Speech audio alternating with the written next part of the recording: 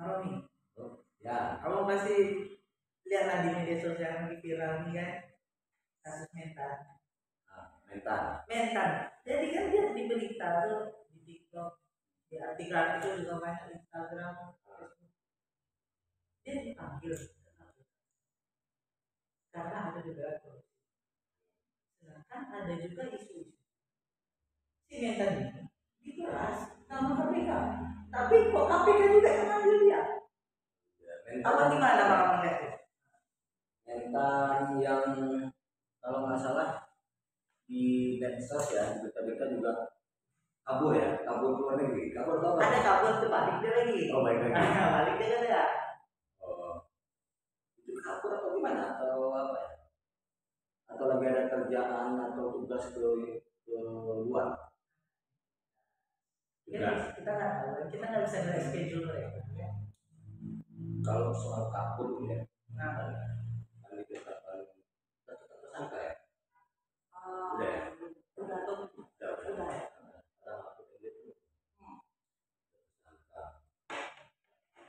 Biasanya dia keseringan sih pejabat atau koruptor yang ditetapkan tersangka oleh KPK sepertinya apa ya, sering kabur gitu. Kalau nggak tahu sakit ya. Sakit, kalau sakit gitu kan. Nah, Kabur kan jadi pertanyaan KPK sebelum menetapkan itu kan langkah baiknya koordinasi dulu dengan pihak imigrasi kan? Biar pas ditetapkan langsung cekal ya kan? Atau langsung di jalur-jalur luar negeri itu biar kebablasan terus gitu. Ini kan setiap apa kabur luar negeri karena kayak apa kayak Harun Masiku kan sampai sekarang belum tangkap. Jadi terkait pertanyaan 3 tadi, mental dipanggil tapi dia udah diperas gitu. Kalau ya kita kan nggak tahu ya dia diperas atau tidak, kan nggak tahu. Cuma kabar yang beredar di media sosial santer menyebutkan bahwa mental itu diperas. Sebenarnya yang fitnah itu tidak boleh dalam hukum ya, ya di masyarakat itu nggak boleh ya. Jadi untuk membuktikan kabar-kabar tersebut harusnya dicek benarnya benar atau tidak ya. Alangkah tidak eloknya ketika seorang ketua KPK melakukan pemerasan kepada tersangka. Ya itu kan berkaitan dengan penegakan hukum. Penegakan hukum itu ada 5 faktor. Bagaimana hukum itu bisa berjalan dengan baik? Yang pertama itu faktor hukum itu sendiri. Faktor hukum itu sendiri. Apakah hukum itu dibuat sudah bagus, sudah aturan, dapat diterima akal sehat, dapat diterima masyarakat, sudah memiliki mengandung nilai-nilai kebenaran dan keadilan. Lebih ke material ya. Ya. Hukum secara material dulu. Yang kedua, ada faktor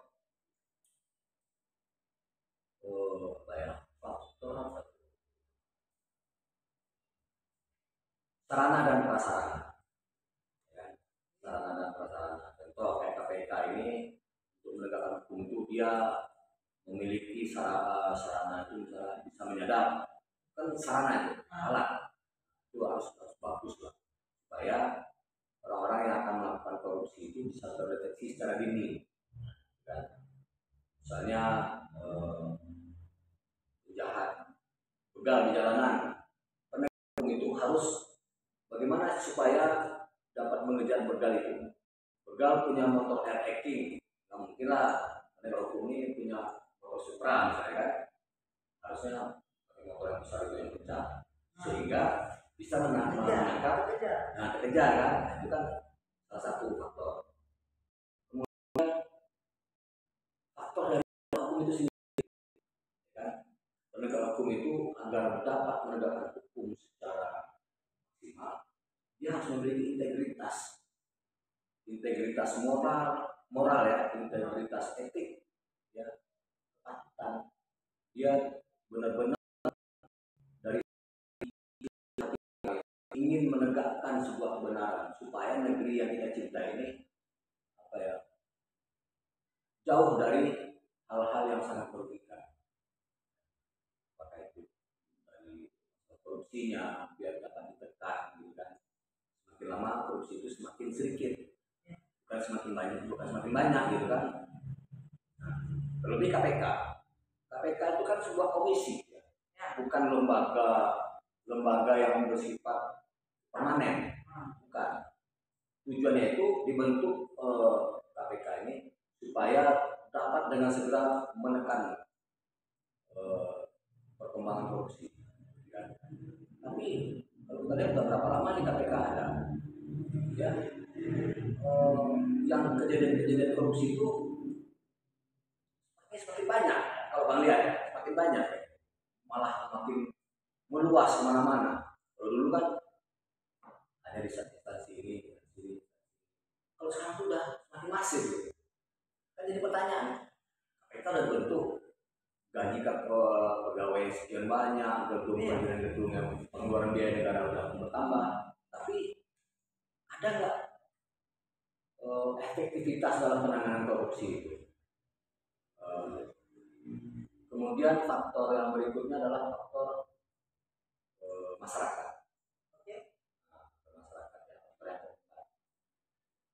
Masyarakat itu juga harus paham dan tertib hukum, dan ikut juga membantu dalam penegakan hukum. Misalnya dia ada informasi ini harus akurat, ya, dia ikut menyampaikan ke penegak hukum. Itu kan salah satu peran masyarakat. Dan masyarakatnya juga harus jangan ini, dia bersalah terus berusaha untuk nyogok misalnya, kan itu nggak bagus juga, gitu. Karena tergantung masyarakat juga. Kalau nggak ada sokongan dari masyarakat, ya para penegak hukum juga jadi nggak bisa berbuat apa-apa juga. Tapi kalau dikasih uang, ya namanya manusia, ya kadang-kadang dia tergiur, kadang-kadang ya dia bertahan dengan integritasnya. Kadang-kadang ada juga. Nah, kemudian faktor budaya, kebiasaan. Jadi kalau kebiasaan, kalau Bang lihat ya, sifat korupsi ini sudah bisa disebut sebagai kebudayaan, karena kebudayaan itu kan sesuatu kebiasaan, sesuatu tingkah laku yang dilakukan secara terus-menerus berulang-ulang di tengah-tengah masyarakat. Itu kan sudah kebudayaan, cuma kadang-kadang kita malu untuk mengakui bahwa korupsi itu adalah budaya Indonesia, bukan kita kan. Itu faktanya begitu, kejadian terus berulang berpuluh-puluh tahun dan semakin besar. Dulu apa pernah lihat ya, waktu Edi Tansil dulu melakukan korupsi tahun 1992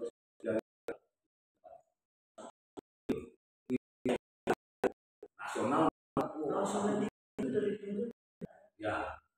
Nah, hari ini kan banyak tuh ada dugaan korupsi. Kan yang terakhir ada angka yang terakhir itu, tapi itu belum bisa dipastikan korupsi, ya. Cuma ada dugaan ke arah sana, kerugian negara ya ratusan triliun di Kemenjo, ya.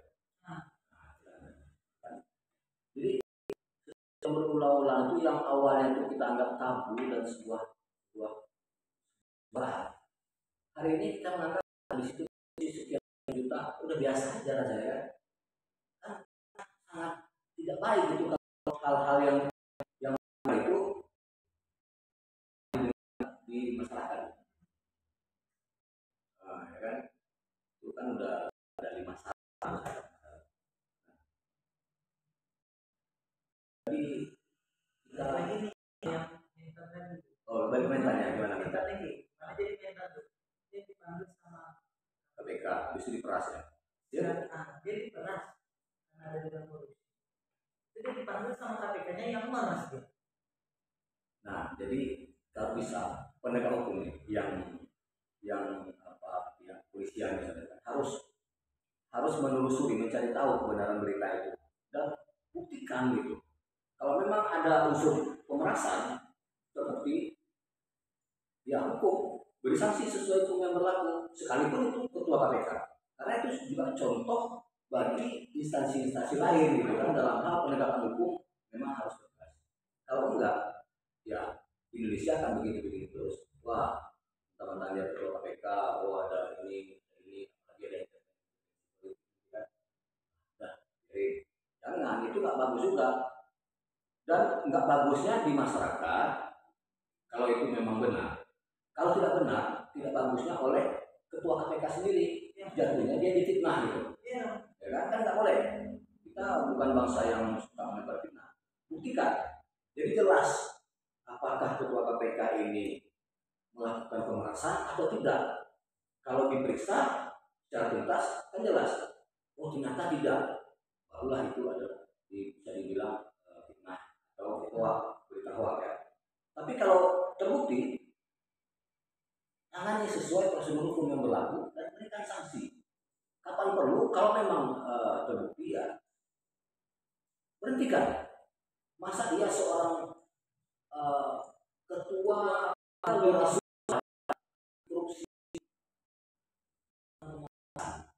bagaimana dengan penegakan hukum nanti kalau ada pelaku-pelaku korupsi lain? Jadi bisanya keras lagi supaya hukumannya ringan, ya kan? Atau dirubah pasal atau semacam.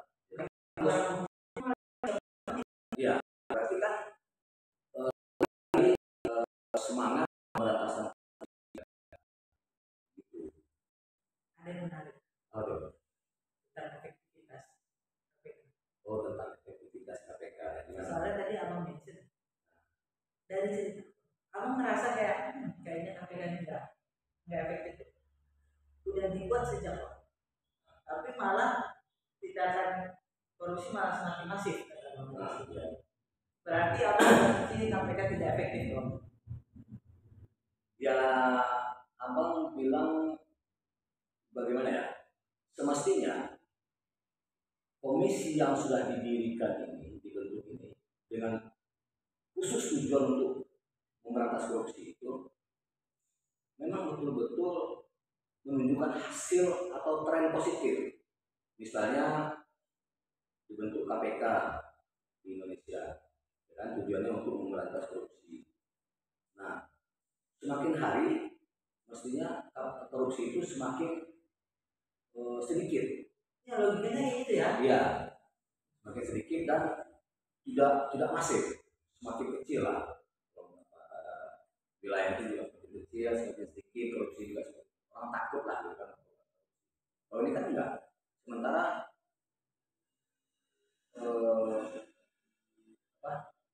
biaya negara untuk membentuk komisi ini, untuk menggaji karyawannya, pegawai semuanya lah, untuk mendirikan josungnya, biaya lagi dikeluarkan negara. Sementara hasil yang didapat dari penanganan korupsi itu, uang-uangnya itu sebanding nggak dengan apa yang sudah dikeluarkan negara untuk membiayai pembentukan korupsi, membiayai kegiatan KPK sampai hari ini. Kalau nggak sebanding, kalau lebih banyak uang negara yang keluar untuk membiayai KPK ketimbang dari hasil yang didapat, logikanya kan ya kalau kita sebagai orang, misalnya orang pebisnis, rugi lah jadinya kan.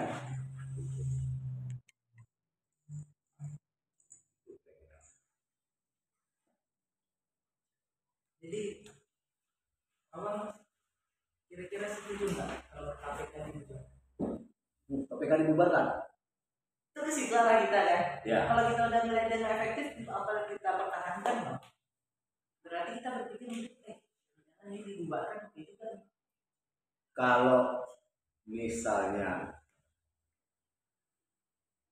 KPK itu tidak berfungsi dengan baik, tidak efektif, hanya akan menambah beban keuangan negara, ya lebih baik dibubarkan dengan catatan aparat penegak hukum di instansi lain diperkuat, integritasnya dikuatkan. Sebenarnya kan tanpa KPK itu bisa aja menekan tingkat korupsi. Ada polisi, ada kejaksaan, ada pengadilan, ya kan? Itu udah bisa. Ada BPK lagi, Badan Pemeriksa Keuangan. Itu instrumen-instrumen untuk menangkal kegiatan korupsi itu sudah ada, kan? Diperkuat itu, nggak perlu lagi ada KPK. Kalau KPK dilibatkan, tugas-tugas KPK ini dilimpahkan ke instansi-instansi lain. Iya. Apa menurut Abang itu lebih efektif? Sedangkan instansi lain juga menangani kasus-kasus yang lain, perkara-perkara yang lain juga korupsi. Apa kita bakal bisa efektif? Sedangkan KPK yang dibentuk khusus untuk korupsi itu tidak efektif. Nah, jadi itulah. Kalau untuk peraturan perundang-undangan itu sudah bagus, ya. Sudah bagus, dibuat itu sudah bagus. Kita lagi pelaksanaan ini yang kacau. Kalau kita dibilang tadi bilang penegak hukum lain juga menangani hal lain. Ya. Kekurangan personil maksudnya gitu. Kekurangan personil, kasus yang over banyaknya. Tapi kita harus nambah lagi. Aduh, kita juga harus mikirin. Kalau kekurangan personil kan tinggal nambah personil. Tinggal nambah personil. Kalau kurang misalnya institusi kepolisian tambah. Penerimaan polisi diperbanyak, penerimaan di kejaksaan diperbanyak, ya kan? Tapi kan kita berharap terbentuknya KPK ini, dibuat KPK ini untuk menekan tingkat korupsi, khusus dia menangani korupsi itu. Bayangkanlah, saking banyaknya korupsi, saking seriusnya korupsi yang terjadi di Indonesia, harus dibentuk lembaga khusus yang menangani korupsi. Tetapi sepertinya ya terkesan tidak efektif gitu. Kan kita nampak fakta-fakta yang setelah terbentuknya KPK sampai hari ini, fakta-faktanya kan memang kita juga tidak bisa menafikan banyak juga pelaku-pelaku korupsi yang sudah disanksi oleh pengadilan yang dilakukan oleh KPK. Kinerja KPK juga ada juga, ya. Cuma melihat dari perkembangan korupsi sepertinya kalau menurut Abang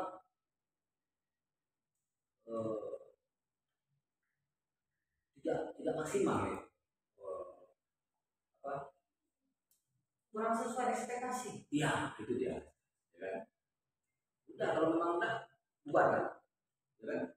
Nah, makanya hari ini Bang bilang. Tapi pernah dulu ada merevisi undang-undang KPK. Enggak lupa itu.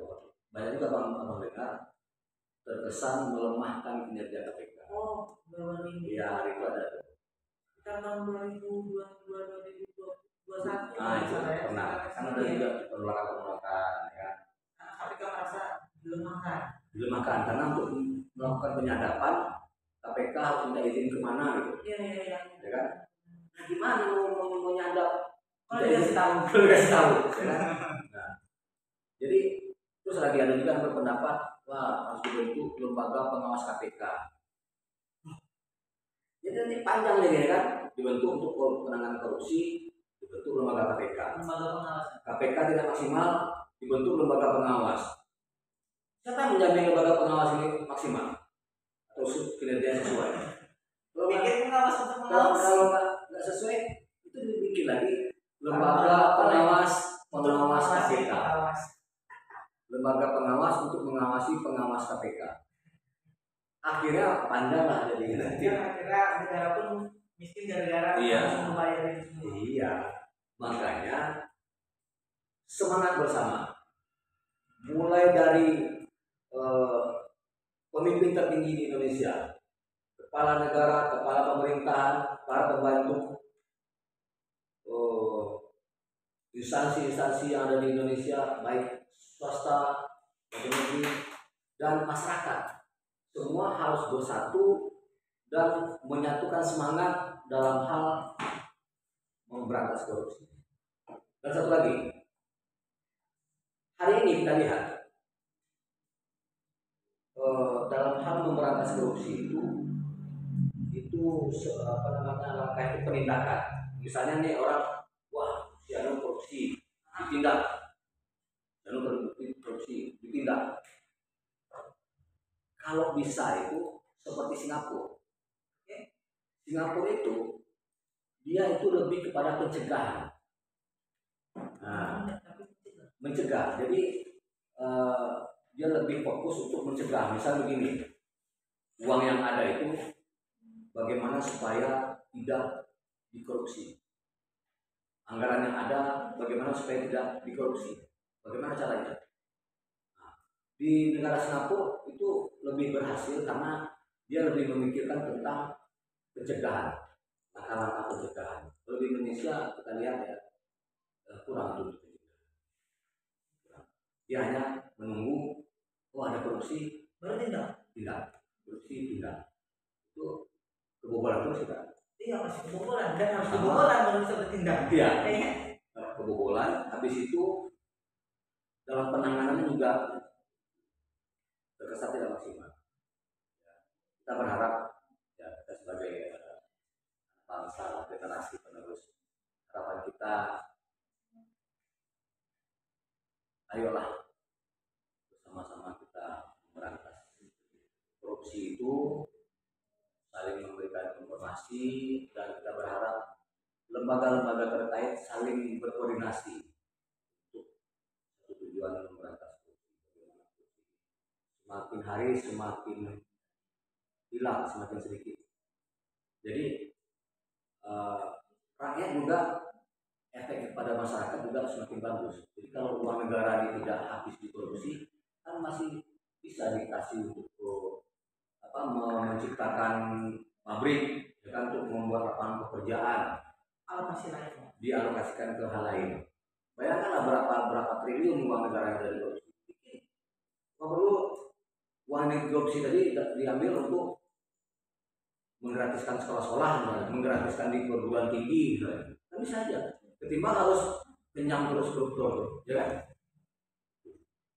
Kita mengeluarkan uang yang banyak untuk memberantas orang yang mencuri uang banyak. Sama aja bohong dong. Kita mengeluarkan uang banyak untuk memberantas orang yang mengambil uang banyak. Iya, balik kepada tadi. Kalau penegakan hukum itu lemah, banyak aspek kehidupan itu yang menjadi lemah gitu. Banyak aspek lagi yang menjadi terlemah tadi. Mengurusin orang pelaku korupsi yang nggak pernah habisnya gitu kan. Ini susah, negara ini pun juga susah untuk maju gitu. Setiap hari ngurusin orang korupsi ya.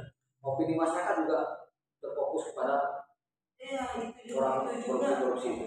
Kapan nanti kita mau apa? Mau nyebrang ke bulan sana, ya kan? Tiap hari di negara yang selesai. Iya, itu problemnya. Oke, pertanyaan terakhir nih sebelum menutup perbincangan kita. Menurut Abang, korupsi di Indonesia mudah apa? Untuk melakukan korupsi itu mudah apa? Kalau untuk melakukan korupsi di Indonesia, ya. Sepertinya mudah. Contoh gini, contoh kecil lagi nih. Ada PKH itu apa ya? Yang memberikan bantuan ke masyarakat. Oke, kita anggap aja ya, yang ke masyarakat. Oke. Ya kan? Dengan gampangnya, mungkin petugas itu ya, kamu pernah dengar tuh di daerah dipotong. Setiap diberikan tuh dipotong untuk administrasi alasannya kan, 50.000, 400 juta dipotong. Itu kan sudah korupsi. Iya. Ya kan? Anggaran negara ini tidak sampai ke masyarakat. Tidak sampai maksimal. Masyarakat. Ya, karena udah dipotong-potong sebelumnya ya. Selain itu ya korupsi di Indonesia. Iya. Kalau menurut Abang. Iya. Dan itu semua orang tahu kok. Semua orang merasa dipotong. Cuma bagaimana mau lapor ke polisi, Pak, uang apa saya dipotong 50.000. Saya lucu kan? masyarakat yang diberikan bantuan itu yang dipotong itu banyak, akhirnya banyak juga uang negara itu yang dikorupsi. Jadi itu dari hal-hal yang sangat sederhana banyak kok. Cuma untuk menelusuri sampai ke situ maunya, makanya tadi kan dalam penegakan faktor penegakan hukum itu dari masyarakat juga. Nah masyarakat kalau mengetahui ada hal-hal yang bisa dibuktikan korupsi itu langsung lapor. Iya. Segitu mudahnya Walaupun kecil masyarakat itu. untuk bertindak kan. Nah, walaupun Lapor kecil, aja. lapor. Kan tinggal lapor. Pak, saya uang bantuan dari negara itu harusnya 300. Sampai ke tangan saya cuma 2,5.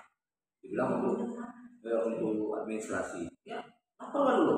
Nah, dari hal-hal kecil seperti itu, nah itu kita berharap kesadaran dari masyarakat juga dalam hal membantu penegakan hukum. Karena itu salah satu peran masyarakat dalam penegakan hukum. Lapor aja. Nah, ada di sekolah misalnya kan, di sekolah ada kayak jual buku, itu kan pelaku pelanggaran hukum juga. Padahal buku di sekolah itu nggak boleh dijual, yang dibantu pemerintah. Lapor, gitu. Kadang-kadang kan, ya mungkin ada juga masyarakat yang melapor tapi Nggak dilihat. nah, Merasa digangguin. jadi masyarakat dah kayak gitu tuh jadi malas melapor lagi. Apa lagi? Oke, segitu dulu. Oke, sip. Sukses selalu. Semoga perbincangan kita hari ini menjadi Ilmu semua ini. mudah-mudahan bermanfaat ya kepada bagi bangsa di tempat lain yang berkesempatan untuk melihat bincang kita pagi ini. Semoga menjadi inspirasi dan semangat serta membantu penegakan hukum di negeri